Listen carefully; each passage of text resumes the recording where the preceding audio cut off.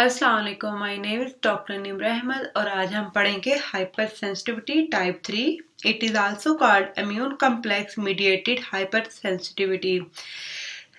Immune system का काम क्या है? To prevent body against pathogen.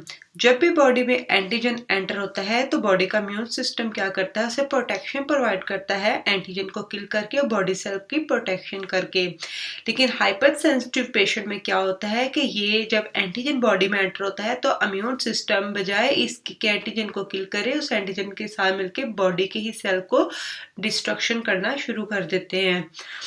जो हाइपर सेंसिटिविटी उसकी 4 टाइप्स है। टाइप 1 और टाइप 2 पे वीडियो मौजूद है, आप वो ऊपर वीडियो में दिए हुए लिंक पे देख सकते हैं। टाइप 1 का और 2 और 3 का हम क्या कहते हैं ब्रीफ सा डिफरेंस देख लेते हैं। जो टाइप 1 में क्या होता है कि जो प्री सेंसिटाइज मैस्ड सेल होते हैं, मीन इनके ऊपर पहले से आईजीई लगी होती है। जैसे ही कोई एंटीजन आता है, एंटीजन लाइक डस्ट, पोलन और कोल्ड एयर, तो इसके नतीजे में क्या होती है? डीग्रेनुलेशन होती है और हिस्टामिन रिलीज होता है। टाइप 1 एक एलर्जिक टाइप है। इसमें दो तरह के इफेक्ट होते हैं, एक ब्लड वेसल पे उसमें और दूसरा क्या होता है ब्रोंकियल ट्री पे। ब्लड वेसल पे क्या करता है? ये वेजो डायलेशन करवाता है और इसके साथ कहते हैं वेस्कुलर परमेबिलिटी वो इंक्रीज कर देता है वेसल की। इसके नतीजे में क्या होता है कि बॉडी जैसे अर्टिकेरिया और एक्जिमा, उसकी स्किन रेड हो जाती है उन पेशेंट में और उन स्किन क्या होती है स्वेल कर जाती है। दूसरा ब्रोंकियल ट्री में क्या होता है? उसके स्मूथ मसल का जो होता है डायमीटर वो क्या करता है? नैरो कर देता है। इसमें एयर वे नैरो होने की वजह से क्या होती है? सांस लेने में उनको परेशानी होती है, एयर वे नैरोइंग कर देते हैं। लाइक एस्थमेटिक पेशेंट में तो आपने देखा होगा जिनको एस्थमा होता है उनके साथ साथ उनको स्किन के भी डिफरेंट किस्म के मसले भी मौजूद होते हैं, क्योंकि ये टाइप 1 में ही सब कुछ आता है। टाइप 2 में क्या होता है कि सेल है उसके ऊपर एंटीजन पहले से ही लगा होता है। अब इसके नतीजे में क्या बनती है? एंटीबॉडी, और एंटीबॉडी यहाँ पे कौन सी बनती है? आईजीजी बनती है। एंटीजन एंटीबॉडी कम्प्लेक्स बनता है, उसकी वजह से क्या होता है? कम्प्लीमेंट सिस्टम एक्टिव होता है और डिस्ट्रक्शन होती है उस सेल की। और ये क्या है? ये basis of most of the auto immune disease. Like यहाँ पे हमने जो सेल लेते हैं वो आरबीसीज लेते हैं, तो आरबीसीज की सरफेस पे एंटीजन है, लाइक ये आरएच हो सकती है एंटीजन या ए एंटीजन या बी एंटीजन जो उसका ब्लड ग्रुप है, तो उसके एंगेज एंटीबॉडी बनेगी और वो क्या होगी? डिस्ट्रक्शन की तरफ चले जाती है। अब इसमें एग्जांपल देखते हैं, autoimmune haemolytic anaemia RBC destruction, HDN hemolytic disease of newborn जिसमें क्या होता है? RH positive and RH negative mother fitter incompatibility होती है। ट्रांसफ्यूजन रिएक्शन जिसमें ABO इनकम्पैटिबिलिटी होती है, तो इसके नतीजे में क्या होती है? आरबीसीज की डिस्ट्रक्शन और हिमोलिसिस शुरू हो जाती है। टाइप 3 में क्या होता है कि बॉडी में क्या होती है? पहले से बनी हुई आईजीजी होती है और जैसे ही एंटीजन बॉडी में आता है तो वो क्या बनाते हैं? एंटीजन एंटीबॉडी कम्प्लेक्स, जिसको हम इम्यून कम्प्लेक्स कहते हैं। टाइप 2 और टाइप 3 में एक डिफरेंस ये है कि इसमें जो एंटीजन होता है वो पहले से सरफेस पे फिक्स होता है, इसमें जो एंटीजन होता है वो फ्री फॉर्म में होता है। तो यहाँ पे जो एंटीजन एंटीबॉडी कम्प्लेक्स बनेगा और यहाँ पे एंटीजन एंटीबॉडी कम्प्लेक्स में फर्क ये कि इस फ्री एंटीजन एंटीबॉडी कम्प्लेक्स को इम्यून कम्प्लेक्स कहते हैं, लेकिन इसको इम्यून कम्प्लेक्स नहीं कहते। तो ये क्या हो गया? इम्यून कम्प्लेक्स फॉर्मेशन होती है और इम्यून कम्प्लेक्स फॉर्मेशन जब होगी तो वो उसी तरह कंप्लीमेंट सिस्टम एक्टिव होगा और कंप्लीमेंट सिस्टम एक्टिव होने की वजह से क्या होगी? डिस्ट्रक्शन की तरफ चला जाएगा। ये भी क्या है? Most of the autoimmune disease की बेसिस इसमें आती हैं। इसकी एग्जांपल हम देखते हैं आगे जाके, SLE है, रूमेटॉइड आर्थराइटिस है और सीरम सिकनेस है।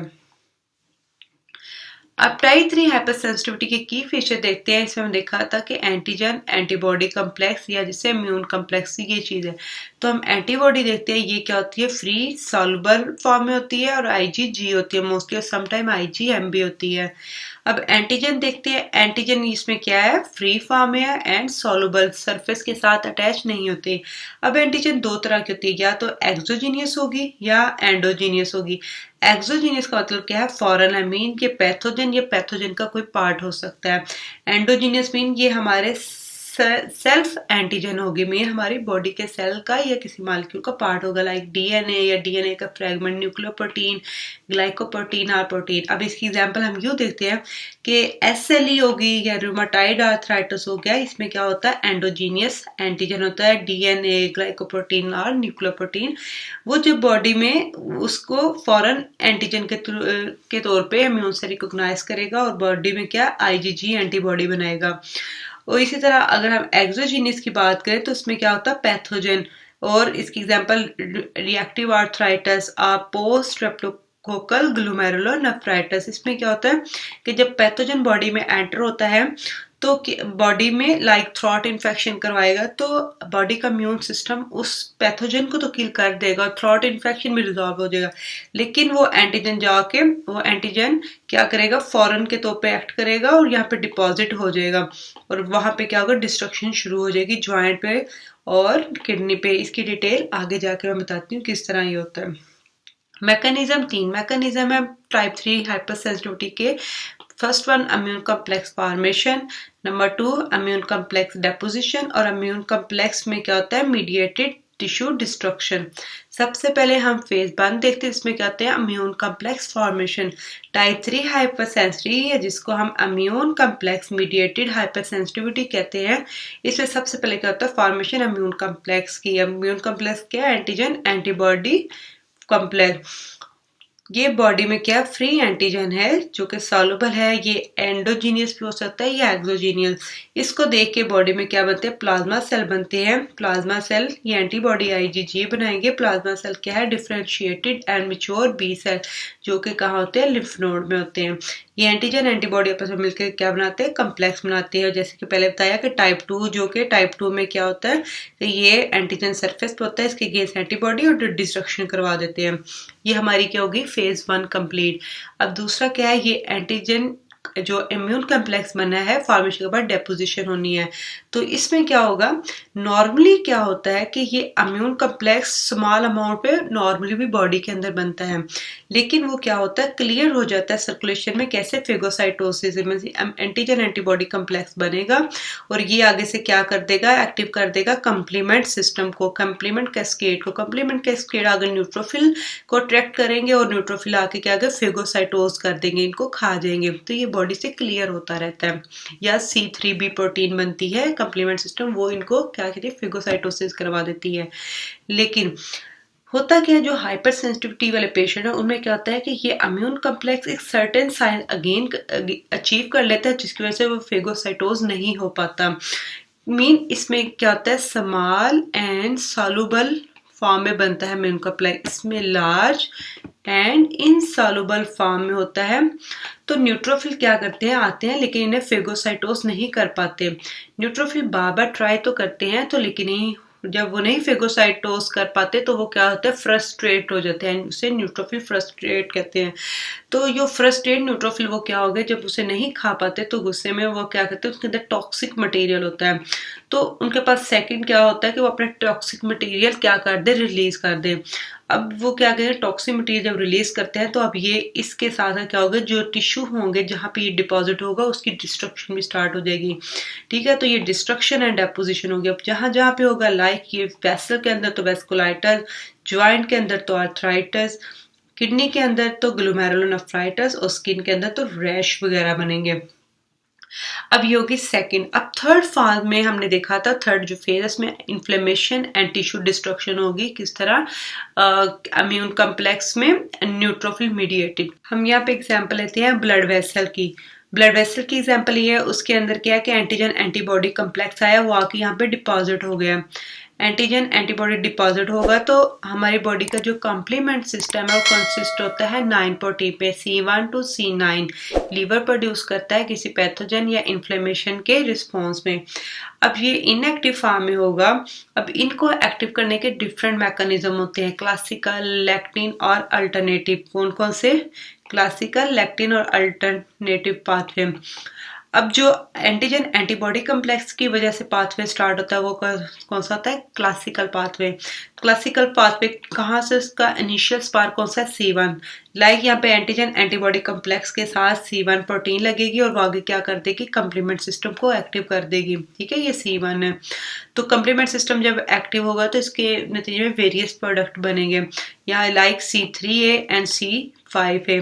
अब C3A क्या करेगा? ये क्या एनाफाइलोटॉक्सिन है, मीन ये मैस्ट सेल को क्या करेगा?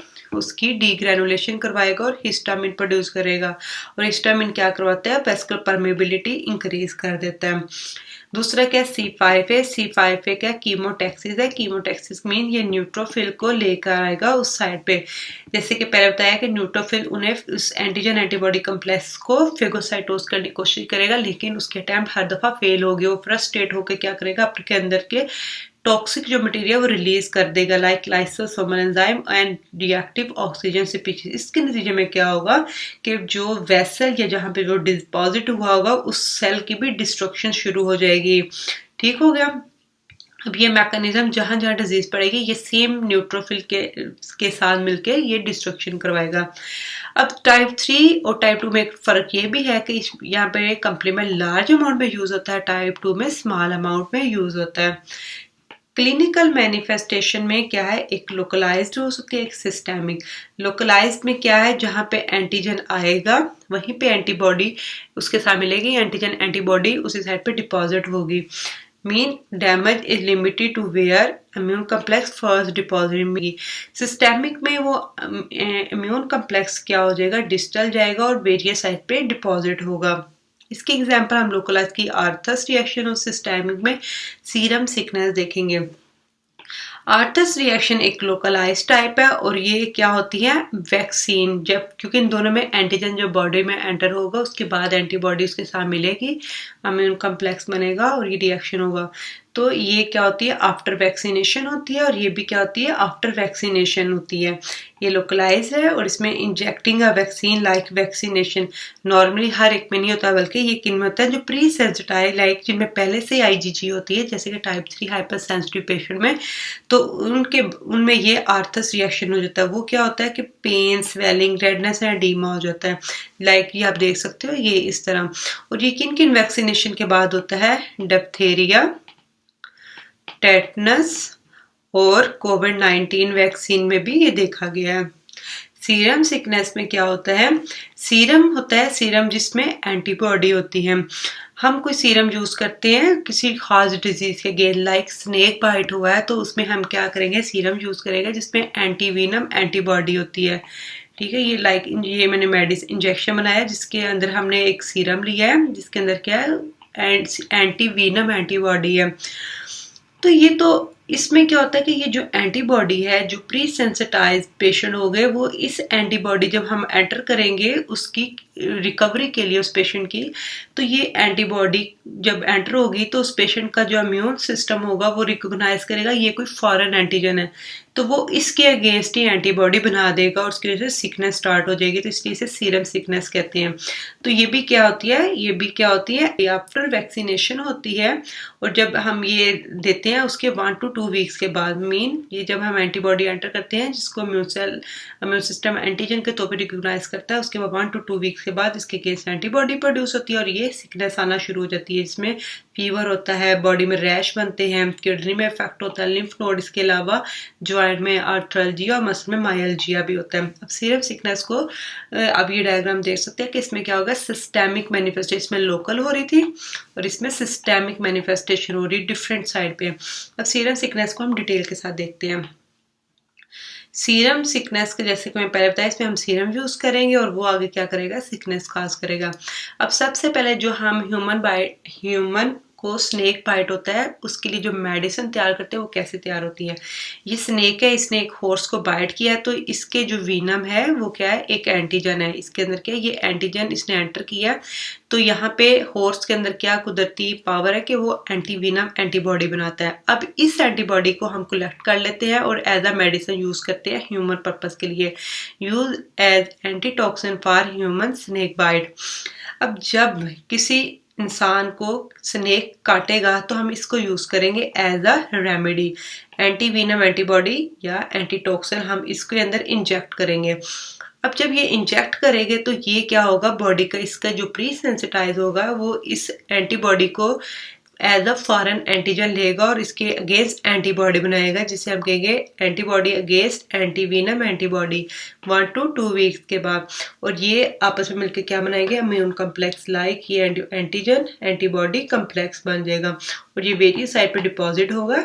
और क्या क्या आएगी, फीवर होगा, rash, joint pain, muscle pain, lymphadenopathy, ये वाले उसके अंदर क्लिनिकल मैनिफेस्टेशन आएगी।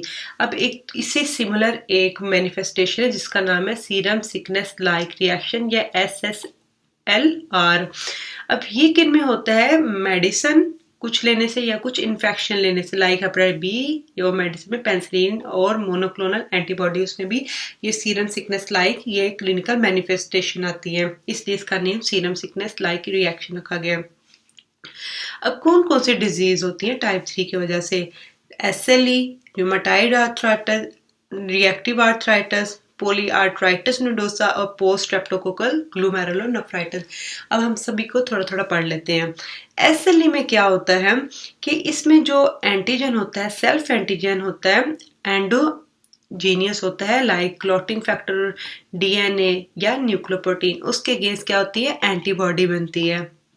और ये एंटीजन कैसे बनता है कि ये जो प्री SLE वाले पेशेंट होते हैं उनके अंदर जैसे ही कोई सन अल्ट्रावायलेट एक्सपोजर होता है तो उनका DNA ब्रेक होता है, उससे क्या होता है, DNA न्यूक्लियोप्रोटीन बनती है, DNA एंटीजन वो सर्कुलेशन में जाता है। जैसे ही सर्कुलेशन में जाता है तो इम्यून सेल जो हमारा इम्यून सिस्टम है उसे रिकॉग्नाइज करता है फॉरेन एंटीजन के तौर पे और वो क्या करते हैं, एंटीजन एंटीबॉडी कम्प्लेक्स बनाते हैं।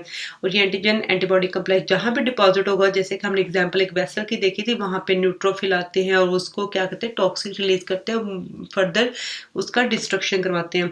तो ये वेसल में होगा वेस्कुलाइटिस, नेफ्राइटिस और जो आर्थराइटिस और रैश रहेंगे। तो ये इसकी डिफरेंट क्लिनिकल मैनिफेस्टेशन होगी SLE में, जहाँ जहाँ होगा डिपॉजिट। ये आप देख सकते हैं, ये रैश बने हुआ है, ये डिफरेंट ज्वाइंट और वेसल का भी क्या हुआ है, डिस्ट्रक्शन हुई है। Post streptococcal glomerular, post mean after, streptococcal mean streptococcal throat infection के बाद किडनी के ऊपर इफेक्ट आता है ये डिजीज। स्ट्रेप्टोकोकस ये चेन फॉर्म में होते हैं, ये जब थ्रॉट के अंदर जाते हैं तो थ्रॉट इन्फेक्शन करवाते हैं, लेकिन हमारा इम्यून सिस्टम क्या करता है, इस पैथोजन को किल कर देता है और इन्फेक्शन क्या होता है, पेशेंट क्या होता है, रिकवर हो जाता है थ्रॉट इन्फेक्शन से। लेकिन मसला यहाँ पे आता है कि जो हमारी किडनी की वॉल के अंदर एंटीजन है वो बिल्कुल उस तरह का है जिस तरह का ये स्ट्रेप्टोकोकल एंटीजन का स्ट्रक्चर है। तो हमारा इम्यून सिस्टम जो कि एक दफ़ा एंटीबॉडी बना चुका है इसके अगेंस्ट, तो वो क्या करेगा, जब एंटीबॉडी देखेगी वो कहेगी ये तो एंटीजन अभी भी मौजूद है किडनी में, तो वो उसके अगेंस्ट मजीद एंटीबॉडी बनाता रहेगा। तो ये एंटीजन एंटीबॉडी कम्प्लेक्स क्या करेगा, जाके उस किडनी, क्योंकि एंटीजन किडनी में है तो वहाँ पे जाके डिपॉजिट होते जाएंगे और ग्लोमेरुलोनेफ्राइटिस करवाएंगे। ठीक है। रूमेटाइड आर्थराइटिस में क्या होता है कि एंटीजन एंटीबॉडी जो डिपॉजिट कम्प्लेक्स है वो कहाँ आके डिपॉजिट होता है, साइनोवियल मेम्ब्रेन पे, यानी कि ज्वाइंट के लेवल पे। यहाँ पे जो एंटीजन होगा वो क्या होगा, एंडोजीनियस होगा। रिएक्टिव आर्थराइटिस में क्या होता है कि जो रिसेंट इन्फेक्शन होता है वो चाहे बैक्टीरियल हो जिसमें उसकी लाइपोपोलिसेक्राइड होती है सेल वॉल की कंपोजिशन, या वायरस जिसके अंदर न्यूक्लिक एसिड होता है, वो एंटीजन आके क्या करता है, सिस्टेमिक सर्कुलेशन में एंटर होता है, वहाँ पे IgG के साथ इम्यून कम्प्लेक्स बनाता है और क्या होगा, बोन के लेवल पे डिपॉजिट हो जाता है। तो यहाँ पे जो सेम चीज़ है दोनों में, वो ये क्या कि पेन स्वेलिंग होती है, कहाँ पे, हैंड, फीट, एंकल और नीज पे। लेकिन डिफरेंस क्या है दोनों में, यहाँ पे जो होती है, यहाँ पे आपने देखा ज्वाइंट के लेवल पे, ये ज्वाइंट के लेवल पे स्वेलिंग होती है और यहाँ पे क्या होती है, इंटायर बोन के लेवल पे होती है और ये कैसे सॉसेज लाइक होती है। यहाँ पे डायग्राम देख सकते हैं कि यहाँ पे नकल वाले इफेक्ट हुए हैं या ज्वाइंट इफेक्ट होंगे।